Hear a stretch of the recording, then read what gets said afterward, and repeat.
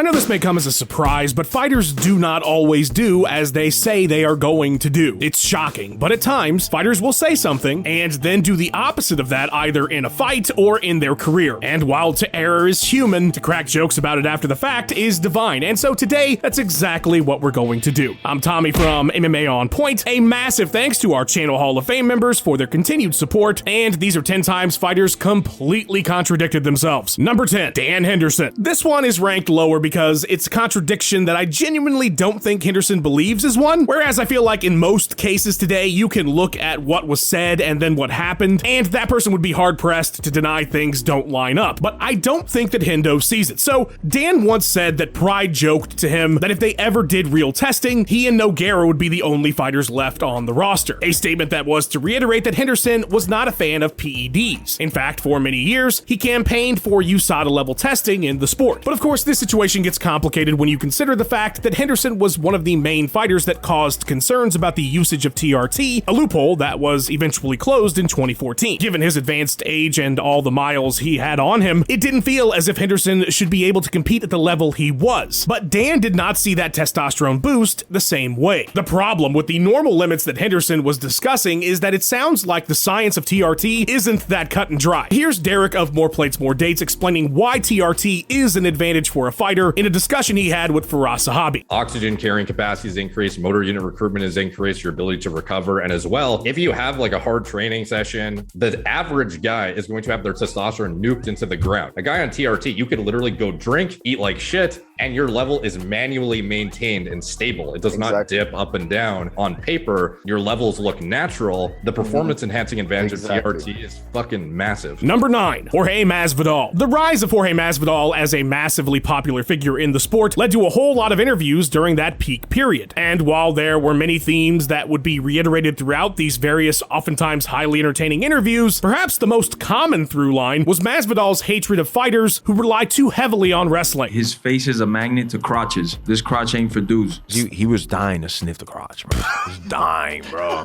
As soon as I change speed, what does he do? Go to his fucking initial instincts as a fucking crotch sniffer. Go sniff the crotch. Now he's gonna sniff my crotch all night long. He's talking all this.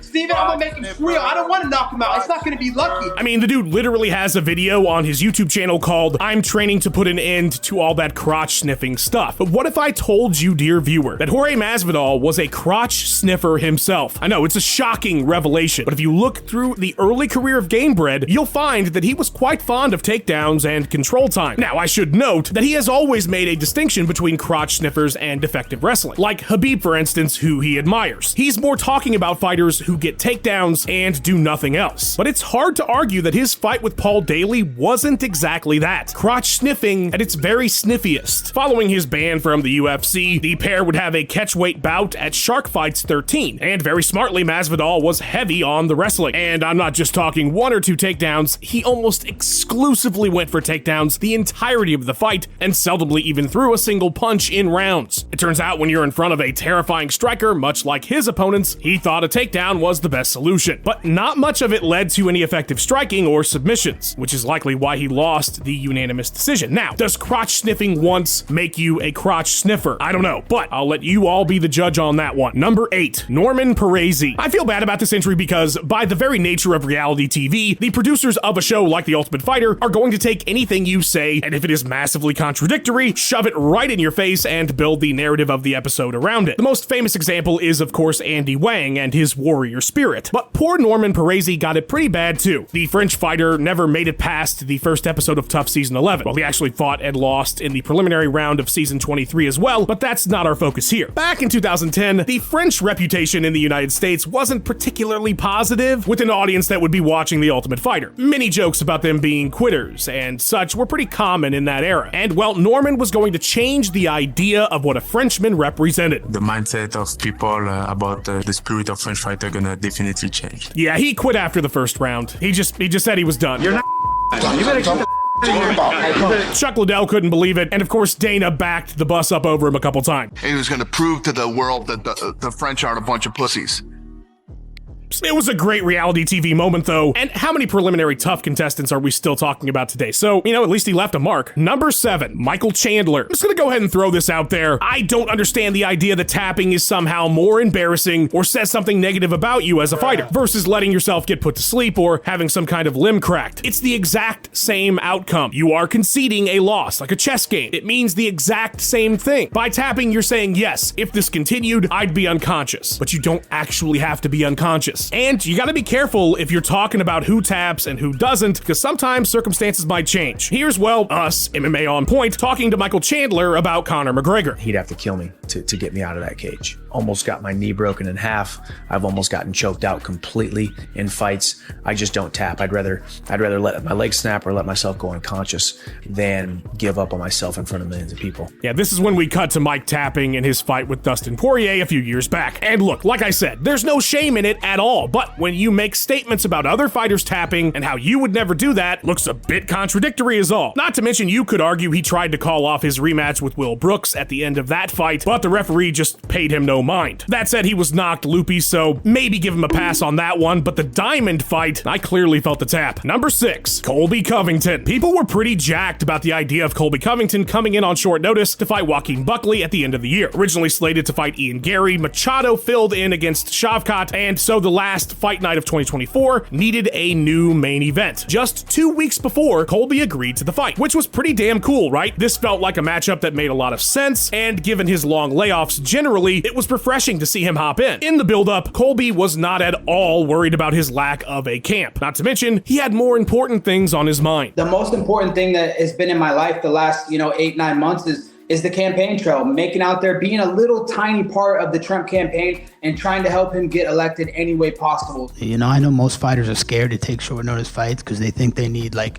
this 8 to 10 week training camp to prepare. I feel like these short training camps are smarter and better for you because now you're not putting as much wear and tear. You're not as worn down mentally and physically from the hard training over the weeks. Wow, okay, Colby, maybe you're onto something. Maybe overtraining is a problem and this was the best possible scenario. Maybe for some other fighter, but not for Covington, as he would get the break speed off him before a merciful doctor's stoppage. Afterwards, though, Colby was singing a different tune about coming in with little to no prep. This is for the company. This is for the fans. This wasn't a full training camp. I wasn't even in the training room. I came off the couch on 2.5 weeks notice, so now not having a camp is a bad thing. Also, it's kind of funny because the election was over weeks before he was offered this short notice fight, so he was already done with all that. Look, stepping up on short notice is hard as hell, and he should be commended for doing it. But you can't act like it's not a big deal and then use it afterwards as the reason you lost. Number 5, Sean Strickland. I am fully aware that there is some level of talk that can and should be said to build a fight that maybe doesn't necessarily fully reflect the strategy you intend to implement in the bout. So even though Sean Strickland can oftentimes talk a big game and then win in a way that doesn't line up with what he said exactly, I think that's part of the business and shouldn't really be faulted because he does do that quite a bit. But his fight with Paulo Costa absolutely puts him on this list. Listen to the type of nonsense this guy was saying to hype that bout on fight week. We're gonna fucking bleed for you guys. I appreciate you guys.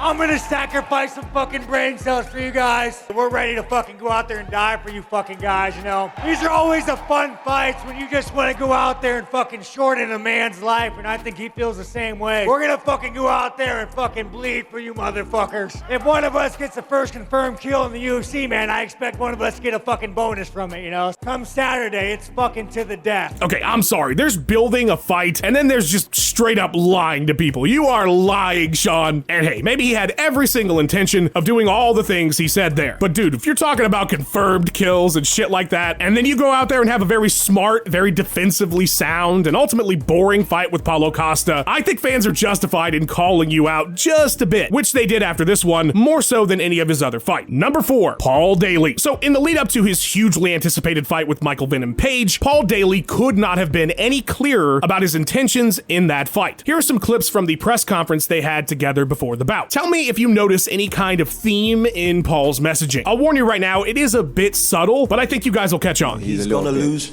he's going to get knocked out. He's going to get knocked out. February 16th, we're going to fight. He's going to get knocked out. That's it. He's going to get knocked out. Your mouth. Timing's right. He's going to get knocked out. Why would You're you getting knocked out. I promise you guys, this Shut guy's up. getting knocked out. I mean, I'm sold. I genuinely feel like with that much repetition, Paul Daly had every intention of knocking out MVP. And how could you not be hyped after that? Two fantastic strikers, and one of them is just promising in every way that you can say it that he's gonna KO his opponent. What an awesome fight. Cannot wait to see it, but sadly, Paul did not fight that way at all. In fact, I would argue that his style in this fight more resembled a John Fitch or Dan the Beast Sever. It was very grapple heavy in a way that nobody could have possibly predicted. And it didn't even work. He lost via decision still. Number 3, BJ Penn. If you know anything about the lead up to the welterweight title fight at UFC 94 between BJ Penn and George St. Pierre, then you're probably fully aware of what this entry is about already. But going back through this whole thing for this video, I wanted to figure out why it was that one line from Penn stood out so much to everyone, and I absolutely found it. The Countdown show the infamous line came from was the highest rated in UFC history at the time. Everybody watched this thing, and that's why I think so many of us keyed in on this moment. To the death. We're gonna go to the death. I'm not gonna stop. I'm willing to die.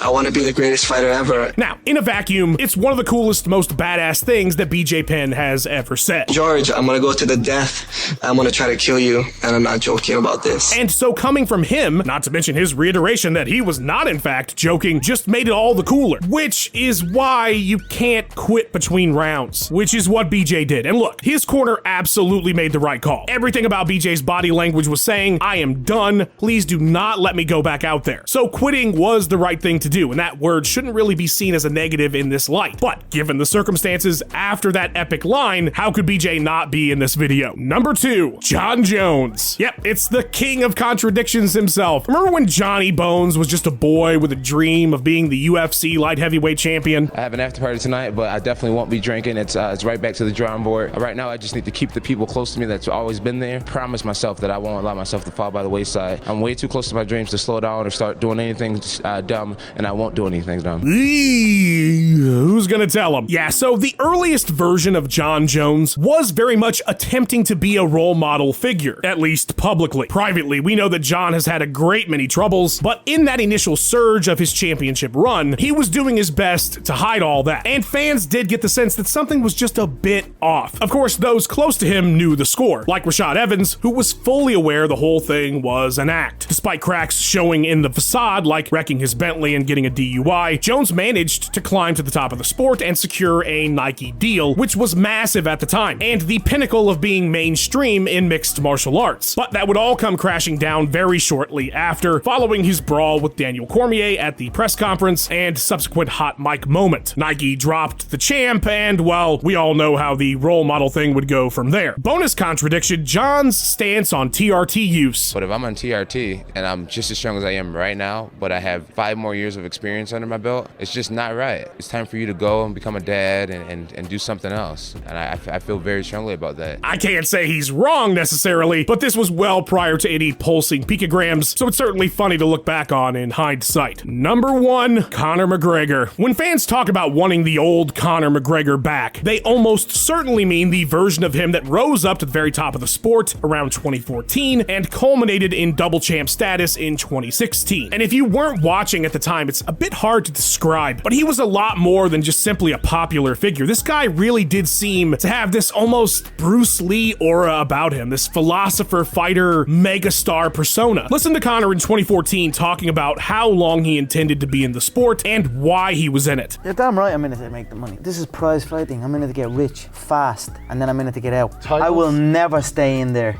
longer than I should. I'm smarter than I look. I will not stay in the fight. It's a dangerous business. Get in, get rich, get out. Man, just an entirely different philosophy to the Conor McGregor who exists today. More than a decade later, nearly that long since he was at the very top and making the most money as he did with that Mayweather boxing match, and yet despite achieving double champ status, despite making more money than any UFC fighter in history, the Conor McGregor of today is still looking to come back to the UFC, and now he's trying to box Logan Paul in India for some reason. I'm gonna go ahead and guess it's the money. So very much a far cry from his original plans. Then of course there's this clip that is deeply sobering. Partying is weakness for the soul, my friend, so I try and avoid it. Ooh. Well, that's one aspect of his life that certainly changed considerably over time. You know who's never once made a single contradiction ever in their entire life? The editor of this video, Luke Taylor. Go check out his awesome YouTube channel and give the man a digital high five. A massive thanks to our channel Hall of Fame members. Seriously, you guys are so awesome. Please give yourselves a round of applause. Fight fans, you can join the hall as well. Hit the join button. There's exclusive content. I'm telling you, you're gonna love it. Like and subscribe, or Paul Daly will try to knock you out via wrestling. Leave a comment about which of these contradictions tickled you the most. And thank you so much for watching, fight fans. I will see you again real soon.